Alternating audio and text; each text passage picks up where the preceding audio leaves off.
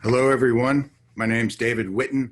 I'm the coordinator of keyboard studies at the Cali School of Music here at Montclair State University.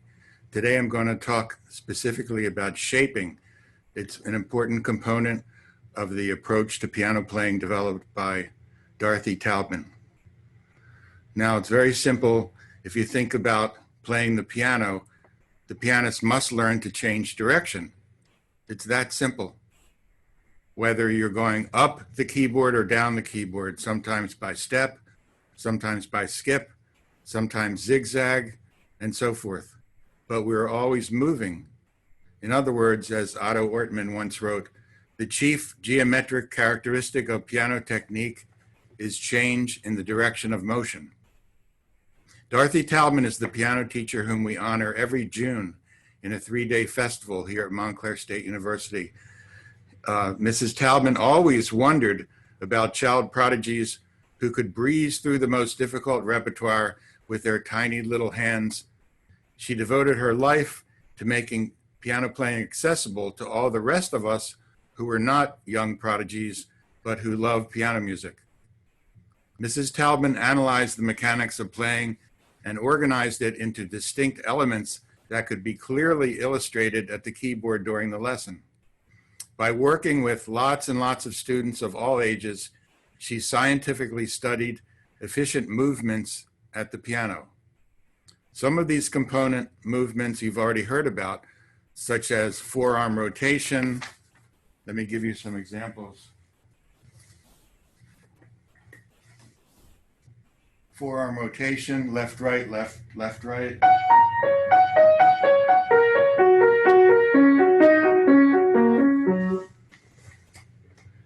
Movements in and out, towards and away from the fallboard.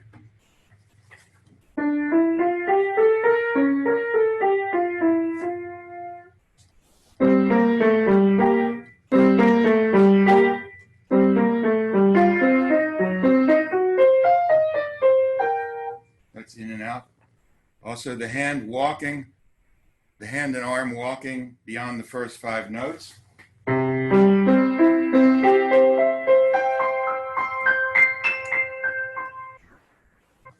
And forming groups of notes in order to digest them with greater ease, which you heard about yesterday, grouping.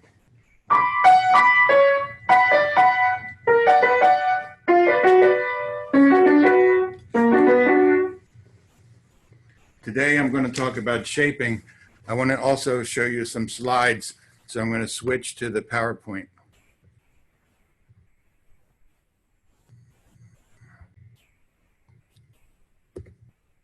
Here's a picture of Mrs. Taubman. This was our first festival 9 years ago, and she was, the year before she died, she was able to attend some of our festival here at Montclair. There's Sandra Tamam presenting Mrs. Taubman with flowers. Now, shaping. Of course, that person will have to wash the hands very carefully before touching the piano keyboard. And there's beautiful shape of the zebras and their reflection. So there's an over shape and an under shape. And there actually was a piano curved like this invented in the early 20th century, but nobody bought it.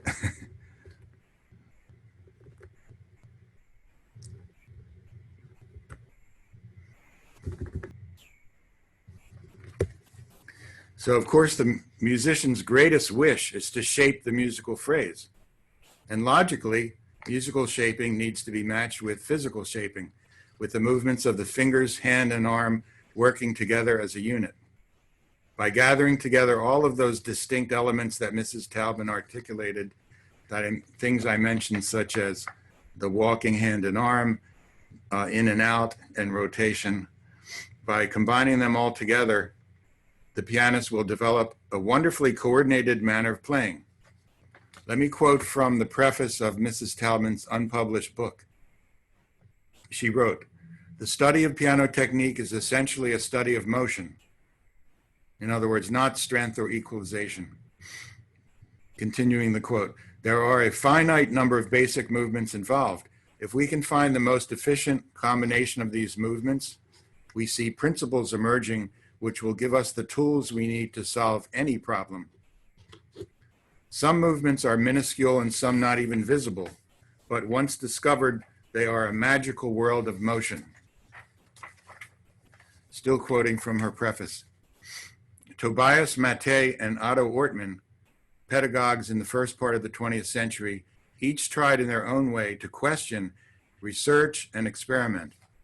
Both wrote several books on piano pedagogy, but their works have not been given enough serious study and evaluation. I just very briefly want to mention the works of Matei, but then I'm going to continue. Here is an image, a photograph of Tobias Matei. He had really wonderful students, people you have heard recordings of, such as Dame Myra Hess, Clifford Curzon, and Moore Limpani. And here's some of the books he wrote. This was back in 1903, The Act of Touch in All Its Diversity. And The Visible and Invisible in Pianoforte Technique. He published originally in 1931 and made many revisions. The problem with Matei's work, I'm sure if you worked with him in person, it would make a lot of sense. And of course, he produced those wonderful students. But the writing can get very difficult to follow. And the truth is, people would write him letters, sometimes angry letters, saying, "What did you mean by this on page 48? Blah, blah, blah." So he would publish a new edition and put in the footnote or appendix or add other further explanations. But the explanations always made it even more obtuse. So only the very dedicated reader would benefit from reading his works. Now, getting back to Otto Ortman. Oops.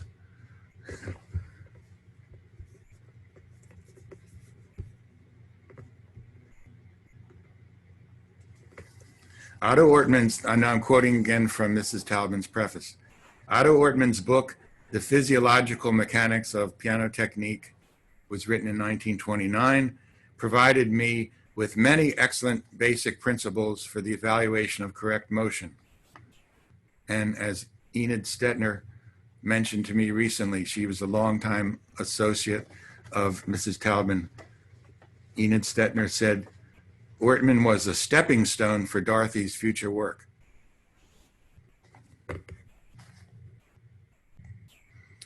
Now here's an image of Otto Ortman.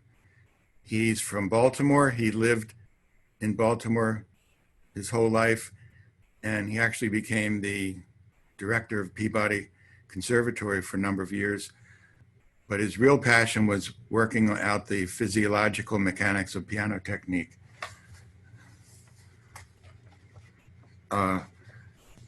And continuing in the preface of Mrs. Taubman's book, as for Otto Ortman, his manner of writing was so often unnecessarily complicated that too many who started to read it gave up quickly. So it became Dorothy Taubman's lifelong mission to present this kind of work in a digestible version, verbally clear and visually clear, that students could absorb and then teach to new generations of pianists. I want to give you an example of a similar concept written about by Otto Ortman and then spoken about by Dorothy Taubman.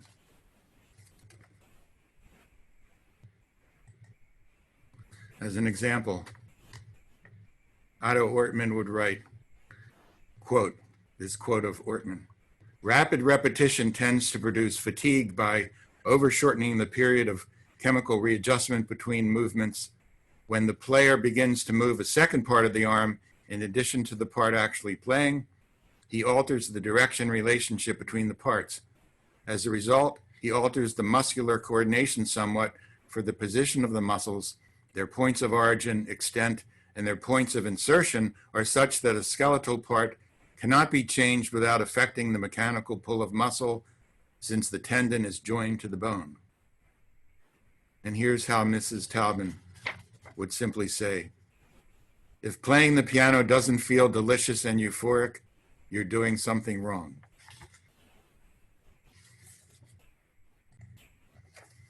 Okay, by now you're probably all wondering what type of motion is so important that we keep referring to movement and motion.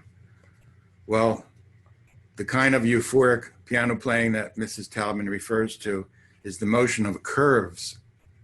The fancier term for curves is curvilinear movement. And the opposite of curvilinear movement is rectilinear movement. Let's all do an example. All of you watching this, put your hand out and just move horizontally back and forth. Come on, do it. You're getting tired, right? Now go from point A to point B similarly, but using curves. Curves, you're making an arc. You could do this all day, right? And even easier would be to make a circle in either direction. Okay, but if you move like windshield wipers, it's much easier and less tiring. And by the way, ironically, it's very fitting that Montclair is becoming a center for this work of Dorothy Taubman, the study of efficient motion and piano playing. As some of you may already know, the family, the Cheaper by the Dozen family that later created the book and 2 movies, tells the wonderful story of Frank and Lillian Gilbreth. They were the parents of a dozen children featured in the book called Cheaper by the Dozen. They were, in fact, the parents were, in fact, motion efficiency experts. Their discoveries in efficient movements and motion are still used to this day in many industries. The Gilbreth's work broke ground for our contemporary understanding of ergonomics. Now, Mr. Gilbreth lived until 1924, and I do want to show you 1 or 2 pictures of them and their work, because it will be relevant to our discussion of piano playing. So here's the 1948 book, Cheaper by the Dozen, and it was written by 2 of the 12 children of the Gilbreths. And you see Frank Gilbreth, he studied, for example, hand motion. He narrowed it down to a combination of 17 basic motions. He was hired by many companies to help them become more efficient, save money, and save movement of the workers and avoid fatigue. Here's a photograph from his work. It's a time study photography, time-lapse photography, by attaching little tiny light bulbs to the woman's hand and also a tiny light bulb on her hat. Remember how those white lines, because you'll see that in a few moments in the piano studies. And this is an actual photo of 9 of their 12 children. You can see Mr. Gilbreth in the top on the left a little bit, and you see his wife Lillian, and then the nine of the 12 children. And here's from the 1950 film, which I highly recommend. There was also a later film featuring Steve Martin, but this is the one to watch, 1950. Now, here's some time study movements from the 1929 book of Otto Ortman. This is the study of the, first you see the E-flat portion of the Polonaise by Chopin, when it's going, and they attach little light bulbs to the pianist's hand, and you see A, B, and C means 3 different pianists. They were all faculty members of the Peabody Conservatory. And then when it switches to E major, when it goes white, black, black, white, right? So you have to make a circle in order to play. Or your wrist and forearm have to make a circular motion. Okay, it's so curve, circle, circle, curvilinear.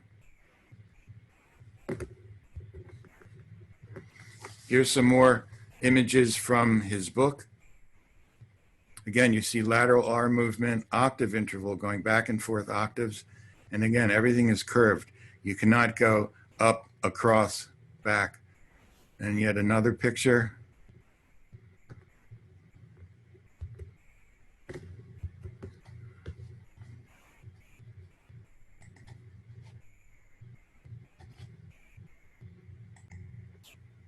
I want to give you an example of the curvilinear in one particular waltz of Chopin. Everyone knows.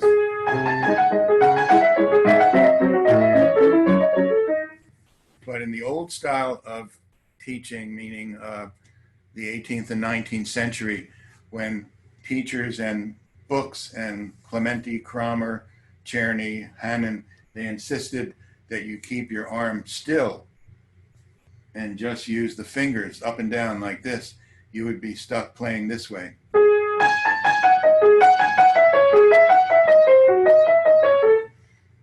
Fingers only. And you get very tired, plus the sound is pretty bad. There's no phrasing, there's no shaping. But the minute you make a circle in a curvilinear circle in a counterclockwise movement, see across, I'm coming rather flat, but I'm still at the bottom of the curve, undershaping, up and over.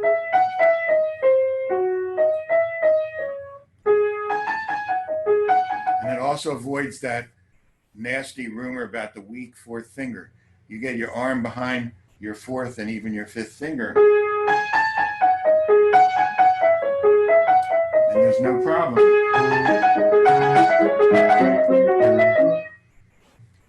You get it?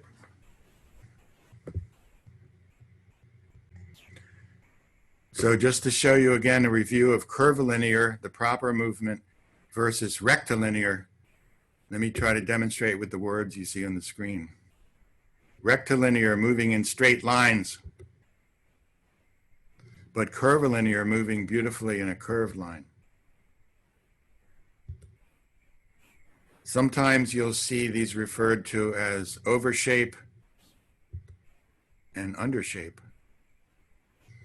Of course, the undershape at the keyboard, there's not a lot of room for your wrist to go lower, so it's rather straight. It's rather flattened out at the bottom, but above can be a beautiful curve, kind of like a soft-boiled egg. Overshape is curved, undershape is rather flattened.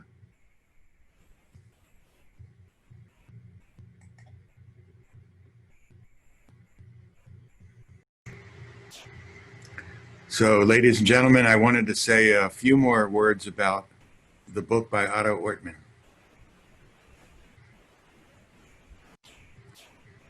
Here's an example, another example of the time-lapse photography, and you see the little light bulb is attached to the pianist's hands, which creates this shape.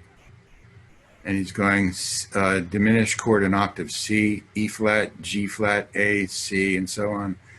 Something like this.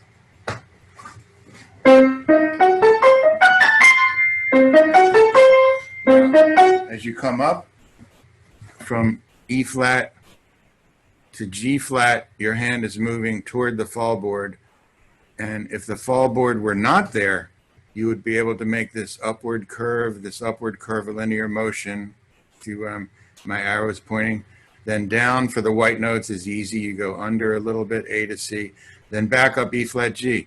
The problem is the actual root of your hand will be, you go up and then you accommodate a little bit. Otherwise, you crash into the fall board. So the desired movement is this dotted line, and the actual movement is this. And here's how Otto Ortman described this movement. If it were not for the fall board, the curve would take a form approximately like that indicated by the dotted lines. A change in direction is made gradually, however, whenever possible, avoiding angles and substituting curves. And then he goes on. I'm still quoting of Ortman. This limitation or flattening of the curve is not the result of the particular technical passage used. It exists in all movements involving a forward shift of the hand. Now, you heard me say flattening of the curve. I'm not making this up. This is actually in his book on page 281, written in 1929. The limitation or flattening of the curve, ladies and gentlemen, there it is. Now, here's a typical fall board This is actually my piano at home. And you see there's so many times when the fallboard is in the way and my fingernails brush up against it, just a huge amount. And I'm not planning to have this fixed, but that's the nature of it. And it's interesting on a little bit later in his book, Ortman actually suggests to piano manufacturers to do something about this. He writes, there is greater inhibition in the checking of a forward movement, and a great amount of inhibition is normally opposed to a well-coordinated movement. By removing the fallboard or placing it a few inches back, the arm could move in a more curvilinear form. I pass the suggestion on to the manufacturers.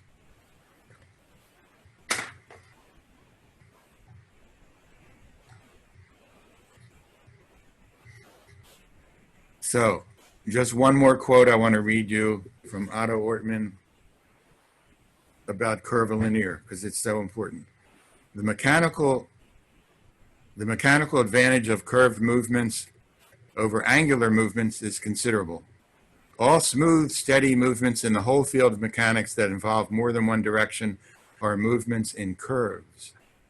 It is impossible to make a steady movement in more than one plane any other way than in a curve.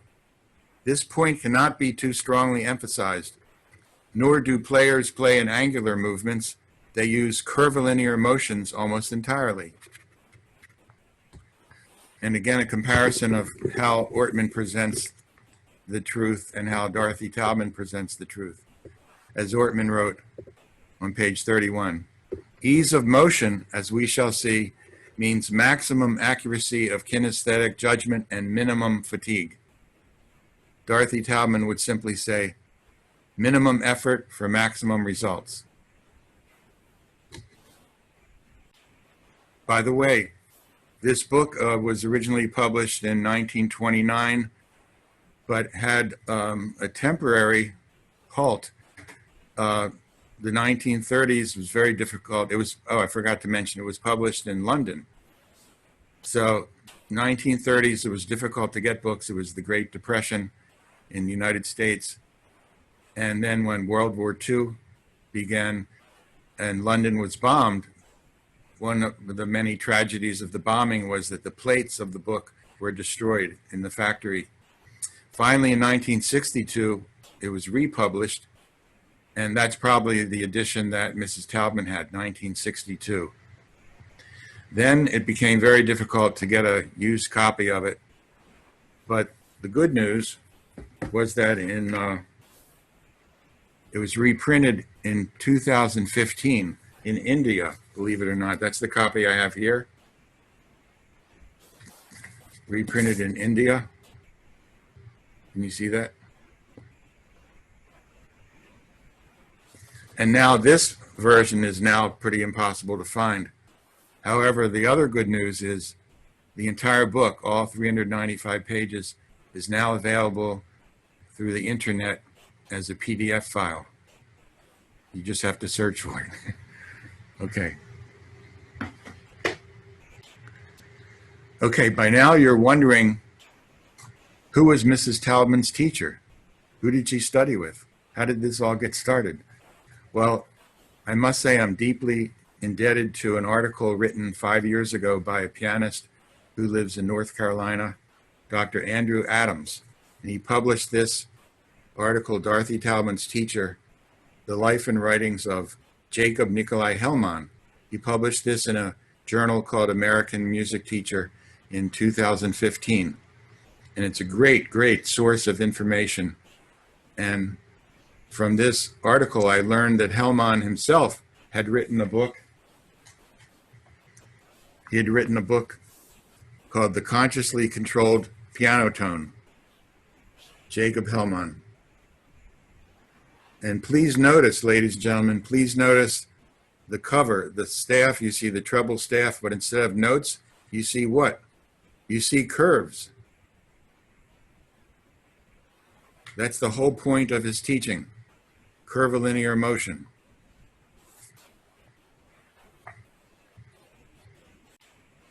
Now, very briefly, Jakob Hellman was born 1895 in Poland, and he started out as a singer.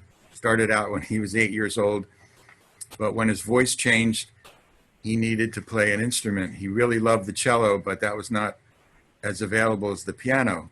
By age 14 or 15, he was accepted at the St. Petersburg Conservatory, and he moved there. And he was accepted as a scholarship student in piano. His teacher gave him the Mozart D minor piano concerto, and he loved it. He loved singing it. He ran around the room singing it. Here's what he wrote about it in the preface to his book.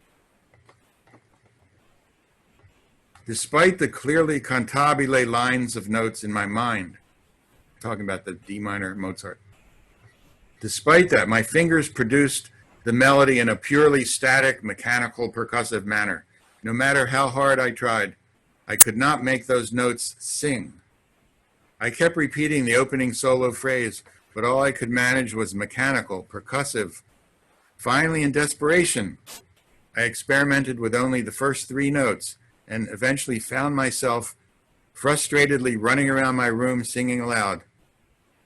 Under this kind of mad exultation, I came to the piano and played only the first 3 notes. They were cantabile and not percussive.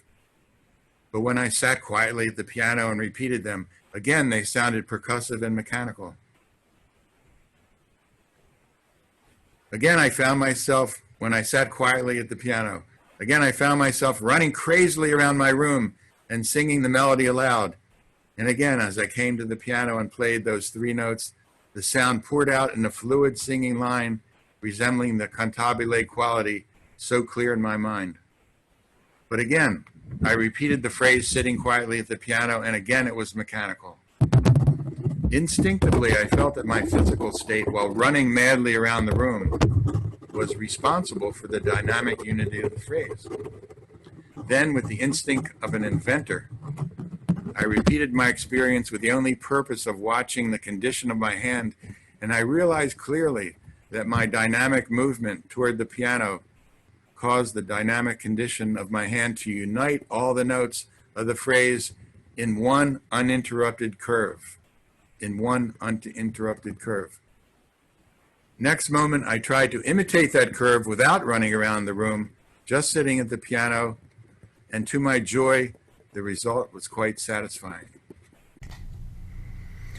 Now, it seems to me, when Hellman was talking about being age 14 and attempting to play beautifully the opening of the Mozart Concerto, he was meaning something like this. Instead of sitting there mechanically and just playing with finger movement, which sounds rather mechanical and boring, I think he was talking about the exultation of having sung and moved around the room, and his arm would make a curve.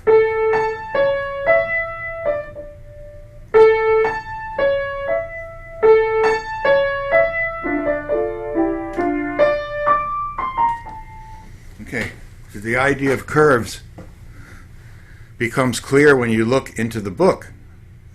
The book that he published first was 1950, and then this copy I have here is a second edition, slimmed down a bit, 1969.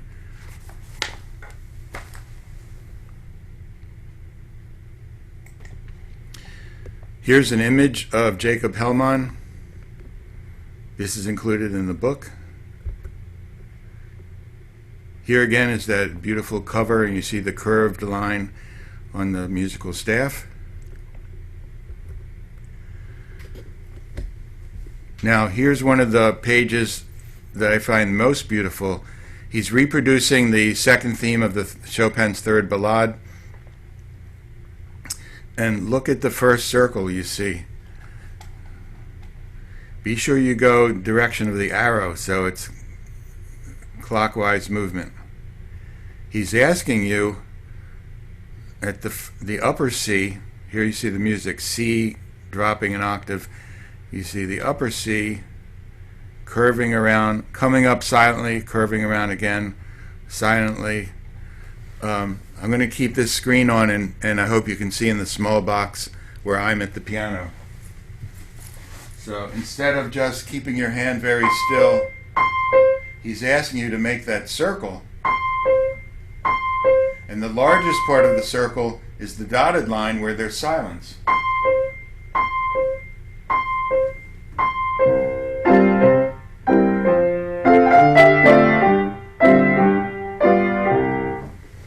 You get it? Okay. The simple C to C is the opening.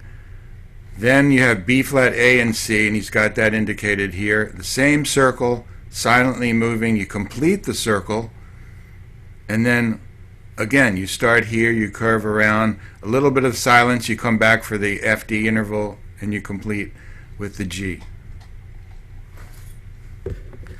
Okay, this music always reminded me of a child on a rocking horse, and I have not a child but a panda on the rocking horse. Okay, again, I'll try to leave on the screen while I play it.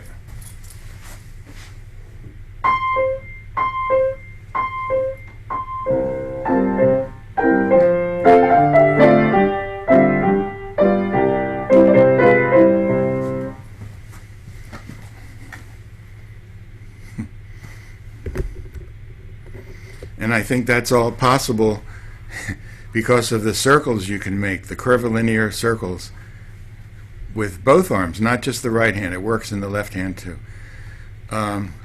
This page is the famous so-called left-hand etude of Chopin from Opus 25,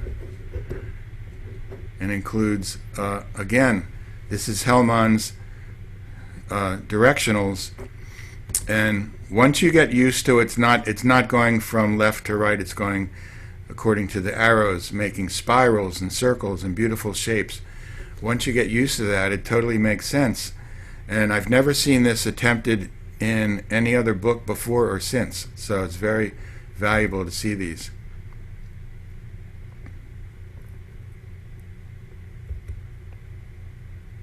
As you see, they get more complex, but when you study them, they make perfect sense. These are the shapes. Now, please remember the years involved with Mrs. Taubman studied from 1931 to 38. So she was a teenager. I think she was 14 years old till 20 or 21. Very important formative years that she had weekly lessons in Manhattan. Yeah, I forgot to mention that. Jakob Hellman, he stayed in St. Petersburg, graduated when he was 20 years old, and he stayed there. He stayed in St. Petersburg as a teacher for several more years. He finally emigrated to New York and spent the rest of his life in New York, and also moved to Colorado.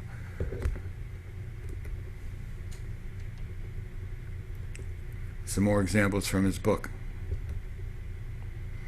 Now this one you'll recognize, which you also saw the Otto Ortman version and of the Polonaise. And you see you're making a shape, a circle, in this case counterclockwise. And sure enough, just like the time-lapse studies we saw in Otto Ortman's book, the same piece, you come up counterclockwise and then below silently.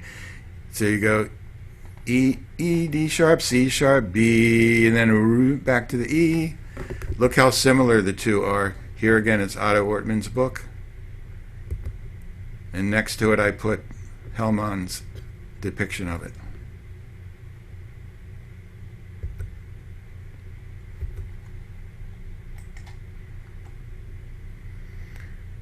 So I hope that's a nice introduction to the influences onto Mrs. Taubman of shaping.